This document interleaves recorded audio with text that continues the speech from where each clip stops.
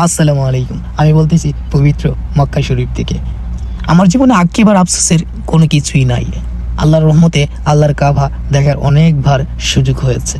আমি এত গরিব, আমার সাধ্য ছিল না আল্লাহর কাবা একবার দেখার। আল্লাহ এই গুনাহগার বান্দার উপর এত রহমত করেছে এবং আমার ফ্যামিলির প্রতি এত রহমত করেছে। আল্লাহর রহমতে ফ্যামিলির পুরুষ সদস্যরা কাজের ফলশ্রুতিতে আল্লাহর কাবাকে অনেকবার দেখার সুযোগ করে দিয়েছে এবং আল্লাহর রহমতে আমার আম্মাকে আমি কাবা দেখাইতে পেরেছি। আমার জীবনে আর পাওয়ার কিছুই নাই। আল্লাহর কাছে আমি হাজার হাজার শুকরিয়া করি। আমি এই গুনাহগারকে আল্লাহর কাবাকে এত কাছ থেকে এত এত এত এত কাছ থেকে দেখাবে আমার সাধ্য ছিল না টাকা দিয়ে সৌদি এসে উমরা করে যেতে। আমি দেখেছি আমার আশেপাশের অনেক মানুষ টাকা আছে কিন্তু সাধ্য নাই। আল্লাহ আমাকে টাকা দেয় নাই কিন্তু আল্লাহর কাবা দেখার সাধ্য দিয়েছে।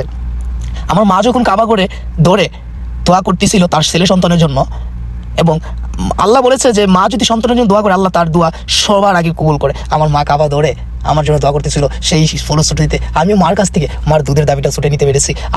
আমি আমার জীবন আর কি পাওয়ার আছে? আমার হারাবার অনেক কিছু আছে কিন্তু আমি যা পেয়েছি আমার এই বয়সে আলহামদুলিল্লাহ, আমি যদি এই অর্জনটা ধরে রাখতে পারি আমি মনে করি আমার জীবনের সবথেকে বড় অর্জন আমার হয়ে গেছে। বাকি সামনের জীবনে আমি কি পাবো কি পাই না তা নিয়ে আমার কোনো আফসোস নেই। আল্লাহ আমি যেমন আছি আল্লাহ যদি আমাকে তেমনও রাখে আলহামদুলিল্লাহ, আমার বিন্দু পরিমাণ আফসোস নেই। আল্লাহর কাবা দেখলাম, রাসূল সাল্লাল্লাহু আলাইহি সাল্লামের রওজা শরীফ দেখলাম, আর কি একটা মানুষের, একটা মুসলিম হিসেবে আর কি পাওয়ার থাকতে পারে তার? আমি আল্লাহর রহমতে আমার জীবনের সবচেয়ে বড় যে স্বপ্নটা আল্লাহর রহমতে আমার কবুল হয়ে গেছে। আলহামদুলিল্লাহ।